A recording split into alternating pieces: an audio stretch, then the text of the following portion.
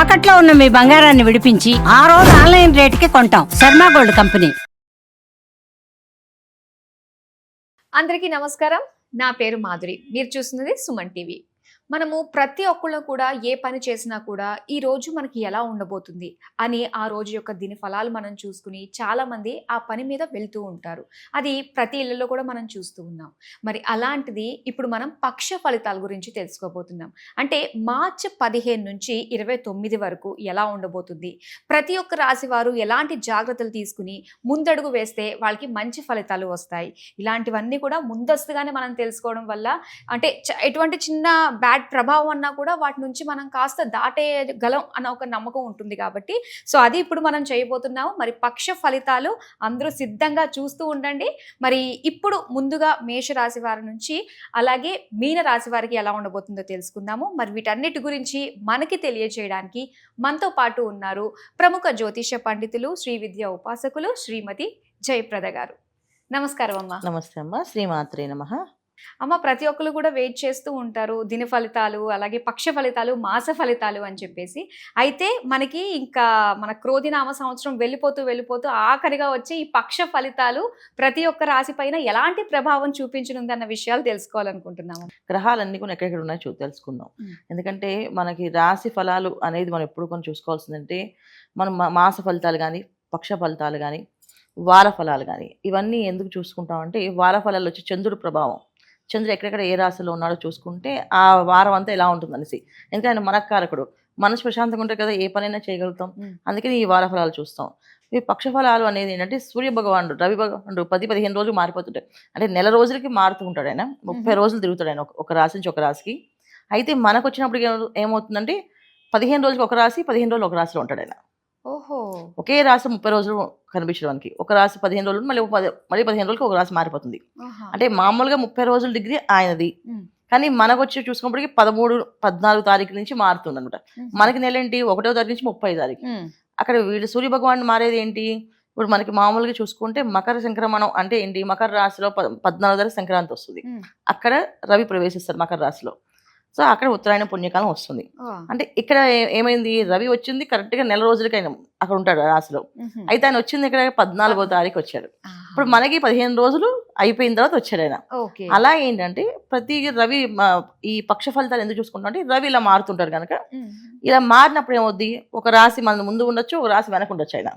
So ముందు రాశి ఉంటే అదృష్టం ఎలా ఉంటుంది, వెనక రాశి ఉంటే అదృష్టం ఎలా ఉంటుంది అని తెలుసుకోవడానికి ఈ పక్ష ఫలితాలు అనమాట.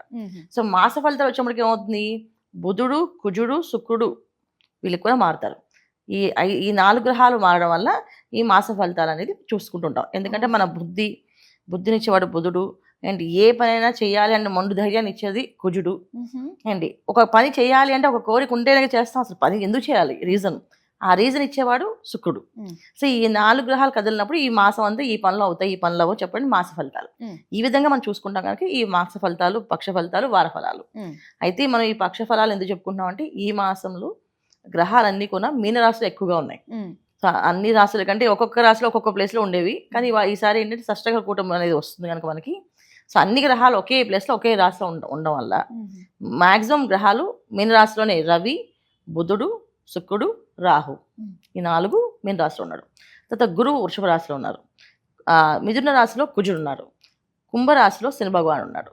సో ఇలా ఉండడం వల్ల ఏంటంటే కొన్ని రాశులకి యోగాలు బాగున్నాయి, కొన్ని రాశులకి కాస్త జాగ్రత్తగా ఉండాల్సిన పరిస్థితి ఉంది. అది మనం చెప్పుకుందాం. అమ్మ, మరి ఇక ఈ పక్ష ఫలితాల్లో భాగంగా 15 నుంచి 29 మధ్యన ఎలా ఉండబోతుంది అంటారు వృశ్చిక రాశి వారికి? వృశ్చిక రాశి వాళ్ళకి ఈ పక్ష ఫలితాలు ఏంటంటే చాలా జాగ్రత్తగా ఉండాల్సిన విషయం. ఎందుకంటే ముఖ్యంగా వృశ్చిక రాశి వాళ్ళకి ఉద్యోగస్తులకి, వ్యాపారస్తులకి సామాన్య ఫలితాలే ఉన్నాయి. సో ఉద్యోగం చేసే వాళ్ళకి పెద్దగా కొత్తగా గుర్తింపు కొత్తగా వచ్చేది ఏం లేదు, అలాగని ఏదైనా బ్యాడ్ అయ్యేది అవకాశము లేదు. అలాగే వ్యాపారస్తులకి వ్యాపారంలో ఎటువంటి లాభాలు, కొంచెం కష్టం నష్టం అనేది నడుస్తూనే ఉంది. కష్టపడి లాభంలో రావట్లేదు అనుకునేది అలాగే ఉంది, దాంట్లో కొత్తగా మార్పు లేదు. లాభంలో వెళ్ళే వ్యాపారం అలాగే ఉంది, దానిలో పెద్ద మార్పు లేదు. అయితే ఇక్కడ ఎవరికి ప్రాబ్లం అంటే వృశ్చిక రాశి వాళ్ళ సంతానం వల్ల వచ్చే ఇబ్బందులు ఉన్నాయి. వృశ్చిక రాశి వాళ్ళకి చిన్నపిల్లలు ఉన్నారు అనుకోండి, వాళ్ళకి అనారోగ్య సమస్యలు, వాళ్ళకి కాస్త ఇబ్బందులు, వీళ్ళ ఉద్యోగాలు సెలవులు పట్టడం, దానివల్ల కాస్తంత తాత్కాలికమైన ఇబ్బందులు అనేది కనిపిస్తున్నాయి వీళ్ళకి ఈ పక్షంలో. సో ఆరోగ్య సమస్యలు, అనారోగ్య సమస్యలతో పిల్లలతో బాధపడడం. సో విద్యార్థులు దశలో పిల్లలు ఉన్నారు అంటే కాస్త వాళ్ళు మాట వినకపోవడము, సరిగా చదవకపోవడము, ఎగ్జామ్ ఎలా రాస్తారు టెన్షన్స్ పడ్డాం. అంటే వాళ్ళకి ఎగ్జామ్ అయితే వీళ్ళు టెన్షన్ పడ్డాం ఖచ్చితంగా. ఎందుకంటే వాళ్ళు చేసే ప్రవర్తనలన్నీ చూసి వీళ్ళు భయపడుతుంటారు, ఏమో ఈసారి నేను పాస్ అవడం అని చెప్పేసి అలాంటి టెన్షన్. ఇక ఉద్యోగం చేసే పిల్లలు ఉన్నారు అంటే ఇక వివాహాలు చేసుకుంటామని మాట్లాడదు, అలా ఏ రకమైన ఇబ్బంది. మాట వినకపోవడం, మొండితనంగా ఉండడము, ఫోన్ తీయకపోవడము, ఎన్నిసార్లు కాల్ చేసినా అటెండ్ చేయకపోవడం, పిల్లలు అసలు ఏమైపోయారు వీళ్ళు అని చెప్పేసి ఒక భయాన్ని ఆందోళన కలిగించే అవకాశం. సంతానం వల్ల వచ్చే బాధలు ఎక్కువగా ఉన్నాయి. ఎందుకంటే వీళ్ళకి పంచమ స్థానంలోనే 4 గ్రహాలు యోగిస్తున్నాయి. సో 4 గ్రహాలు అక్కడ ఉండడం వల్ల ఏంటంటే కాస్తంత ఆలోచన విధానాలు, బుద్ధి, ఆలోచన, కోరికలు పెరుగుతూ ఉంటాయి పిల్లలకి. ఇప్పుడు శుక్రుడు అక్కడ ఉన్నాడంటే కోరికలు ఇష్టం పెంచుతుంటారు. అలాగే రవి ఉన్నాడంటే వాళ్ళు ఏదైనా ఒక మాట అంటే పడరు. ఇక మీరు ఇప్పుడు పొద్దున్నే విసుకున్నారు, నేను అందుకు తిన్నా మానేసి బ్రేక్ఫాస్ట్ తిన్నాను, నేను లంచ్ కొని తినని చెప్పి వెళ్ళిపోతారు పిల్లలు బ్యాగ్ వేసుకుని. అప్పుడు ఎవరికి బాధ, వాళ్ళు ఏదో బయట తినేస్తారేమో, ఇక తల్లి ఏడుస్తా కూర్చుంటుంది, ఏమో వచ్చి తినకుండా వెళ్ళిపోతే పొద్దున్న రాత్రి వచ్చే వరకు వెయిట్ చేస్తుంటుంది, ఫోన్ చేస్తే ఫోన్ ఎత్తదు. ఇలాంటి కష్టం అనేది ఈ వృశ్చిక రాశి వాళ్ళకి పాపం ఈ పక్షం అంతా కనిపిస్తుంది. సో నానా కష్టాలు అనేది ఈ పిల్లలతోనే ఉంది వాళ్ళకి. సో వాళ్ళ పిల్లలు ఏదైతే కష్టపెడతారో అదే ఉంది. సో కొంతమంది పిల్లలు ఏంటంటే ఆ వెహికల్స్ కావాలని కొనిమ్మని అడుగుతుంటారు. వాహనాలు కొనివ్వకూడదు, వాళ్ళు ఎంత ఏడ్చి పెట్టినా సరే కొనివ్వకూడదు. ఎందుకంటే సంతానం వల్లే వచ్చే ఇబ్బందులు అనేది ఏంటి, అన్నం తినకపోతే ఏదో ఒక పూట మనం బాధపడి వాళ్ళు దారిలో పెట్టుకుంటాం. ఏదైనా వెహికల్ తీసి ఇచ్చామంటే దాన్ని ఏదైనా పడేసినా, ఏదైనా గుద్దుకున్నా వాళ్ళకి ప్రమాదం జరగచ్చు, వెహికల్ పడవచ్చు, లేదా ఈ 2 కాకుండా వీళ్ళకి ఇంకేదైనా ఇబ్బంది వచ్చి ఏ కారాగారానికి వెళ్ళచ్చు. ఇవి జరిగే అవకాశాలు ఎక్కువగా ఉన్నాయి. జాగ్రత్తగా ఉండాల్సింది వీళ్ళు వృశ్చిక రాశి వాళ్ళు.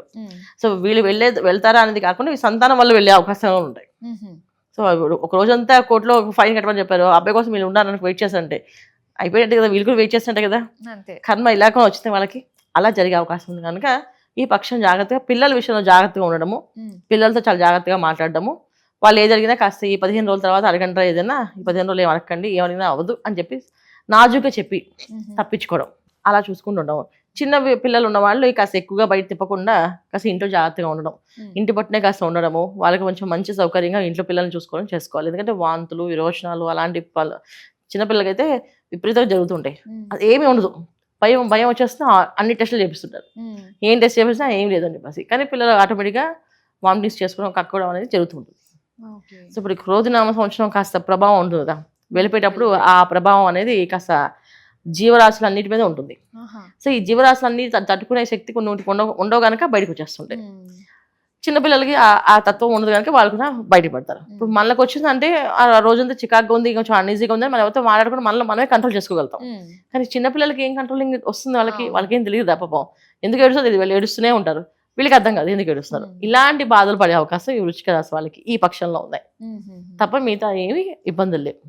ఇది ఒకటి వీళ్ళు జాగ్రత్తగా మెయింటైన్ చేసుకోగలిగితే ఈ పక్షం ఇలా ఉంది కనుక జాగ్రత్తగా ఉండాలి. అంటే పొద్దున్నే కాస్త నిద్ర లేచి కాస్త గణపతికి ఆరాధన చేసి, గణపతికి కాస్త గరికతో పూజ చేసి, కాస్త ఆయనకి అరటిపళ్ళు బెల్లం నైవేద్యం పెట్టి, స్వామి ఈ రోజంతా మమ్మల్ని జాగ్రత్తగా కాపాడు స్వామి, నీదే భారం అని చెప్పి దండం పెట్టుకుంటూ గం గణపతే నమః అని మంత్రం చదువుతూ, పిల్లలు ఒకవేళ బాగా ఏడుస్తున్నారంటే ఏదైనా సిరప్ వేసినప్పుడు, ఏదైనా పాలు పట్టినప్పుడు గం గణపతి నమః 11 సార్లు చదివి ఆ పాలు దాంట్లో లోపల వేస్తే వాళ్ళు సైలెంట్గా పడుకుంటారు, గొడవ లేకుండా ఏడవకుండా చిన్నపిల్లలు.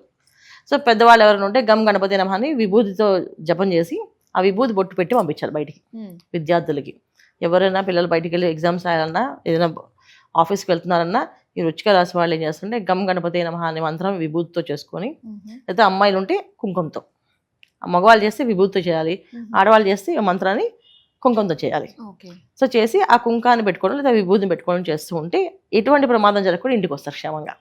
సో బయటికి వెళ్ళిన వాళ్ళు క్షేమంగా ఇంటికి రావాలి కదా. సో కొంచెం చిన్న చిన్న ప్రమాదాలు కనిపిస్తున్నాయి కనుక జాగ్రత్తగా ఉండాల్సిన అవసరం ఈ వృశ్చిక రాశి వాళ్ళకి ఈ పక్షంలో ఉంది. వీళ్ళు ఇవి తప్ప మిగతా విషయాల్లో ఏమీ ఇబ్బంది లేదు, ఎటువంటి మార్పు లేదు. అంటే ఇబ్బంది లేదంటే ఎటువంటి మార్పు లేదు అక్కడ, అందువల్ల ఇది చెప్తున్నమాట. ఓకే, వృశ్చిక రాశి వారి ఫలితాలు తెలియజేసినందుకు ధన్యవాదాలు. నమస్తే అమ్మా, శ్రీమాత్రే నమః.